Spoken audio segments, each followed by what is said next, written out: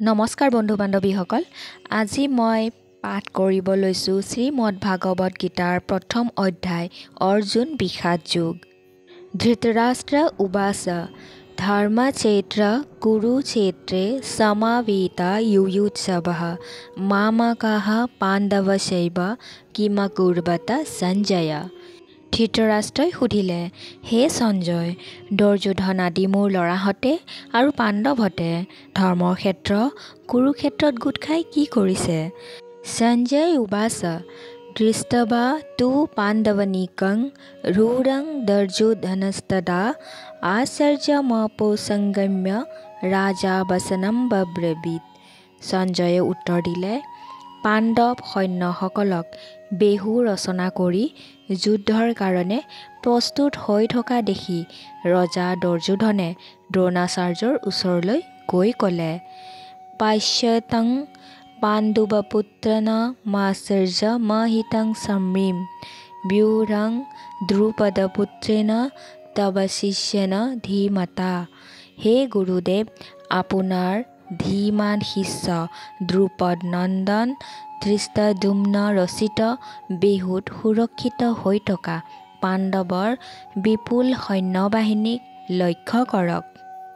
অত্ৰ শূৰ মহেশস্য ভীমাৰ্জুনস্যমা যুধি যুযুৰ্ধনো বীৰস্য দ্ৰুপদস্য মহাৰথः ধৃষ্টকেতুনশ্চ কীৰ্তন কাশীৰাজস্য বীৰ্যৱান পুৰুজিৎ কুন্তীভোজস্য শৈব্যস্য নৰপুঙ্গৱ योधा मनुष्य विक्रांत उत्तम मौजस्य वीर्यवान सौभद्र द्रौपदेयस्य सर्व एव महारथः।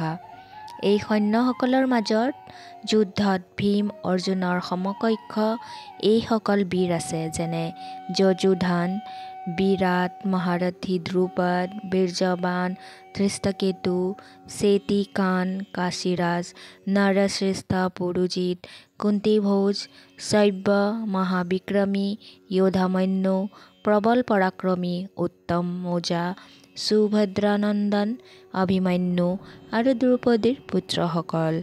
এওঁলোক সকলোৱে একো একোজন মহাৰথী। अस्माकं तु विशिष्टा जे तानि बोध द्विजोत्तम नायका मम सैन्यस्य संगार्थं तान् ब्रवीमिते। হে দ্বিজোত্তম, আমাৰ পক্ষত যিসকল বিশিষ্ট বীৰে সৈন্য পৰিচালনা কৰিছে তেওঁলোকৰো নাম আপোনাক কৈ যাওঁ। ভৱান ভীমস্য কৰ্ণস্য কৃপস্য সমিতিঞ্জয়ঃ অশ্বত্থামা বিকৰ্ণস্য সৌমদত্তি জয়দ্ৰথ। আপুনি স্বয়ং আৰু পিতামহ ভীষ্ম, কৰ্ণ, কৃপাচাৰ্য, অশ্বত্থামা, বিকৰ্ণ, সৌমদত্ত, ভূৰিশ্ৰৱা আৰু জয়দ্ৰথ अन्ये सवहवः शूरमदर्थे त्यक्तजीविता নানাশস্ত্ৰপহাৰেণা সৰ্বে যোদ্ধা বিশাৰদাঃ। এইসকলৰ উপৰিও শল্য, কৃতবৰ্মা, ত্ৰিগৰ্ত, ভগদত্ত, বাহলিক নানা অস্ত্ৰ শস্ত্ৰৰে সজ্জিত হৈ অনেক মহাবীৰে মোৰ হকে প্ৰাণ পৰ্যন্ত বিসৰ্জন দিবলৈ সাজু হৈ আহিছে। অপৰ্যাপ্তং তদস্মাকং বলং ভীষ্মাভিৰক্ষিতম পৰ্যাপ্তং তিদৌমতেষাং বলং ভীমাভিৰক্ষিতম। পিতামহ ভীষ্মৰ দ্বাৰা ৰক্ষিত আৰু পৰিচালিত আমাৰ সৈন্য সংখ্যাত অনেক, কিন্তু ভীম পৰিচালিত পাণ্ডৱ সৈন্য সংখ্যাত কম। পাণ্ডৱৰ সৈন্য আছিল ৭ অক্ষৌহিণী আৰু কৌৰৱৰ আছিল 11 অক্ষৌহিণী। অয়নেষু চ সৰ্বেষু যথাভাগমৱস্থিতা ভীষ্মমেৱাভিৰক্ষণত ভৱন্তঃ সৰ্ব এৱ হি। আপোনালোক সকলোৱে বেহুৰ সন্মুখত নিজ নিজ স্থান অধিকাৰ কৰি ভীষ্মক ৰক্ষা কৰক, কাৰণ ভীষ্মৰ ওপৰতেই আমাৰ জয় পৰাজয় নিৰ্ভৰ কৰিছে। तस्य संजनयन हर्षं कुरुवृद्धा पितामहा सिंहनादं विनोदस्य शङ्खं दधमौ प्रतापवान। কুৰুবৃদ্ধ পিতামহ ভীষ্মই দুৰ্যোধনৰ হৰ্ষ বৃদ্ধি কৰিবলৈ শংখধ্বনি আৰু সিংহনাদ কৰিলে।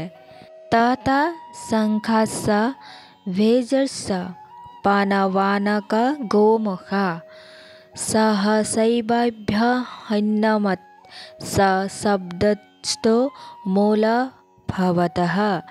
তাৰ পিছত শংখধ্বনি ৰণভেৰী আদি নানা ৰণবাদ্যৰ ধ্বনিত এক তুমুল পৰিৱেশৰ সৃষ্টি হ'ল। ততঃ শ্বেতৈৰ্যুক্তে মহতি স্যন্দনে স্থিতো মাধৱ পাণ্ডৱস্যৈৱ দিব্যৌ শঙ্খো प्रदध्मितु। ततः श्वेतैर्ययुक्ते महति स्यन्दने स्थितो माधव पाण्डवस्यैव दिव्यौ शङ्खौ प्रदध्मतु। তেতিয়া বগা ঘোঁৰাই টনা এখন বিশাল ৰথত অৱস্থিত শ্ৰীকৃষ্ণ আৰু অৰ্জুনেও নিজ নিজ শংখ বজাই উঠিল। পাঞ্চজন্যং ঋষিকেশো দেৱদত্তং ধনঞ্জয়ঃ পৌণ্ডং দধমৌ মহাশঙ্খং ভীমকৰ্মা বৃকোদৰঃ। পাঞ্চজন্যং ঋষিকেশো দেৱদত্তং ধনঞ্জয়ঃ পৌণ্ডং দধমৌ মহাশঙ্খং ভীমকৰ্মা বৃকোদৰঃ। শ্ৰীকৃষ্ণ, পঞ্চজন্য অৰ্জুনে, দেৱদত্ত, মহাশক্তিশালী ভীমে পৌণ্ড্ৰ নামৰ মহাশঙ্খ বাদন কৰিলে। অনন্ত বিজয়ং ৰাজা কুন্তীপুত্ৰ যুধিষ্ঠিৰঃ নকুলঃ সহদেৱস্য সুঘোষমণিপুষ্পকো। কুন্তীপুত্ৰ ৰজা যুধিষ্ঠিৰে অনন্ত বিজয় আৰু নকুল সহদেৱে গুৰু গম্ভীৰ মাতৰ সুঘোষ আৰু মণিপুষ্পক নামৰ শংখ বজালে। কশস্য পৰমেশ্ব শিখণ্ডেশ মহাৰথঃ ধৃষ্টদ্যুম্নো বিৰাটস্য সাত্যকীশ পৰাজিতঃ। দ্ৰুপদেশ্য সৰ্বস্য পৃথিৱীপতে সুভদ্ৰস্য মহাবাহু শঙ্খান দধমু পৃথক পৃথক। মহাধনুৰ্ধৰ কাশীৰাজ মহাৰথী শিখণ্ডী ধৃষ্টদ্যুম্ন বিৰাট অপৰাজয় সাত্যকী দ্ৰৌপদীৰ পুত্ৰসকল সুভদ্ৰানন্দন মহাবাহু অভিমন্যু সকলো বীৰে নিজ নিজ শংখ বজাবলৈ ধৰিলে। সঘোষো ধৃতৰাষ্ট্ৰাণং হৃদয়ানি ব্যদৰায়ত নাভস্য পৃথিৱীঞ্চৈব তুমুলোৎভ্য নুনাদয়ন। এই শংখ শব্দ পৃথিৱী আৰু নভোমণ্ডল খলক লগাই ধৃতৰাষ্ট্ৰৰ পুত্ৰসকলৰ মনত ত্ৰাসৰ সৃষ্টি কৰিলে। অথ ব্যৱস্থিতান দৃষ্টা ধৃতৰাষ্ট্ৰেণ কপিধ্বজ প্ৰবৃত্তে শস্ত্ৰ সম্পাতে ধনুৰ্দম্য পাণ্ডৱঃ। ঋষিকেশং তদা বাক্যমিদমাহ মহীপতে।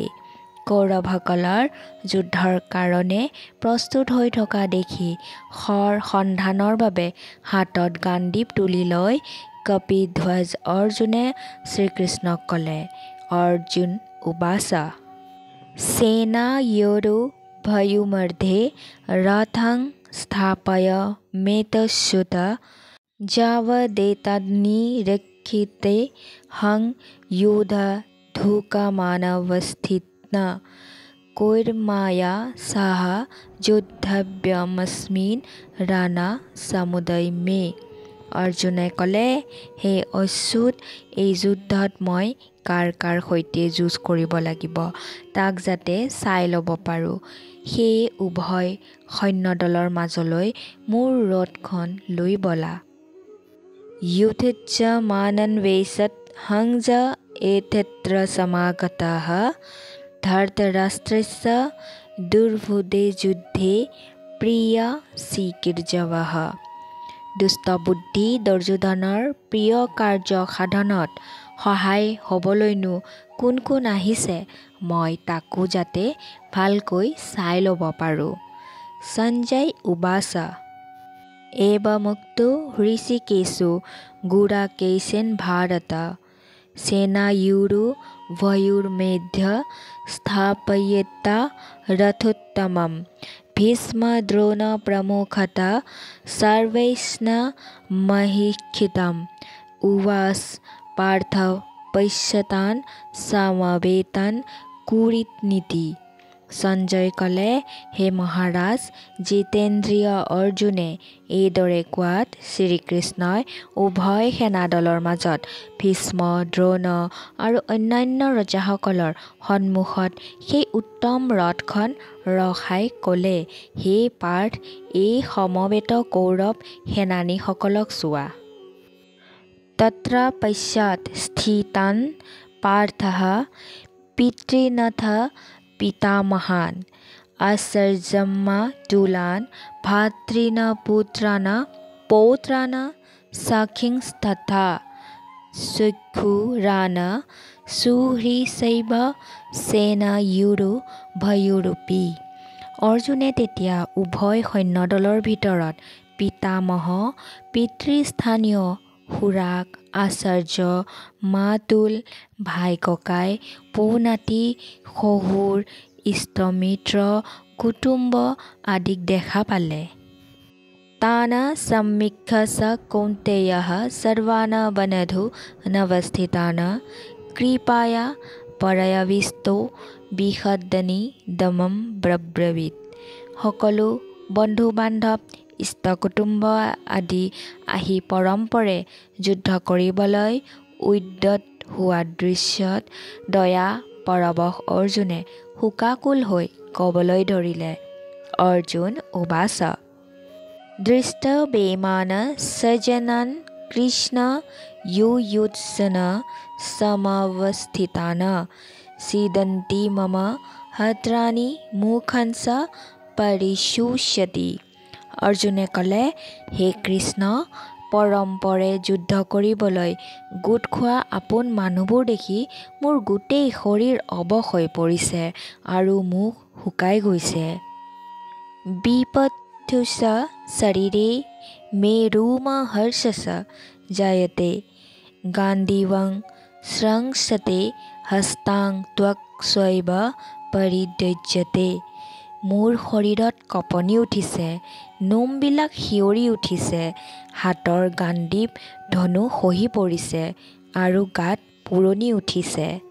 ন চ শক্যমৱস্থাতুং ভ্ৰমতীৱ চ মে মনঃ নিমিত্তানি চ পশ্যামি বিপৰীতানি কেশৱ। হে কেশৱ, মই অস্থিৰ হৈ পৰিছোঁ আৰু ভ্ৰম ঘটিছে মোৰ মনৰ পৰা। মই অনেক ৰকমৰ কুলক্ষণ দেখা পাইছোঁ। ন চ শ্ৰেয়োত নো পশ্যামি হত্ৱা স্বজনমাহবে ন কাঙ্ক্ষে বিজয়ং কৃষ্ণস্য ৰাজ্যং সুখানি স্ব। যুদ্ধত আত্মীয় স্বজনক বধ কৰি একো মংগল নহয়। মই জয়ী হ'বলৈকো নিবিচাৰোঁ, ৰাজ্য আৰু সুখ ভোগো নালাগে। কিং নো ৰাজ্যেন গোবিন্দ কিং ভৰ্গো জীবিতে ৱা যেষাত্মৰ্থে কাঙ্ক্ষিতং নো ৰাজ্যং ভোগাঃ সুখানি চ। त इमेतवस्थिता युद्धे प्राणं त्यक्त्वा धनानि स्व आचार्यः पितरः पुत्रस्तथैव स्वपितामहः मातुला सख्युरा पौत्रः शैलः सम्बन्धिनस्तथा इत्तान् हस्तमिच्छामि ज्ञानादपि मधुसूदन ओपि त्रैलोक्यराज्यस्य हेतौ किं नो महीकृते। হে গোবিন্দ, যাৰ কাৰণে ৰাজ্য সম্পদ সুখ ভোগ আদি কামনা কৰোঁ, সেই গুৰুজন, পিতৃ পিতামহ, ভাই ককাই মোমাই, শহুৰ পুত্ৰ, নাতি মিতিৰ কুটুম্ব, সেই সকলোৱে ধন প্ৰাণ বিসৰ্জন দি যুদ্ধ কৰিবলৈ আহিছে। আমাৰ ৰাজ্যৰে বা প্ৰয়োজন কি? জীৱনৰে বা প্ৰয়োজন কি? হে মধুসূদন, এওঁলোকে আমাক বধ কৰিলেও পৃথিৱী লাভৰ কাৰণে যে নকৰোৱেই, তিনিওলোকৰ ৰাজত্ব লাভৰ কাৰণেই মই যুদ্ধ নকৰোঁ। ধৃতৰাষ্ট্ৰৰ পুত্ৰসকলক বধিলে আমাৰ কি সুখ হ'ব? নিহত ধৃতৰাষ্ট্ৰনা কা প্ৰীতি সজ্জনাৰ্দন পাপমেৱাশ্ৰয়েদস্মান হতৈতানতায়িন তস্মান্নঃ वयं हस्तं धृतराष्ट्रेण सबान्धवान् सजं हि कथं हत्वा सुखिनः श्याम माधव। এওঁলোক আততায়ী হ'লেও সবান্ধৱে ধৃতৰাষ্ট্ৰৰ পুত্ৰসকলক বধিলে পাপেহে চুব। এওঁলোক আমাৰ আপোনজন, গতিকে বধ কৰিনো কি সুখ পাম?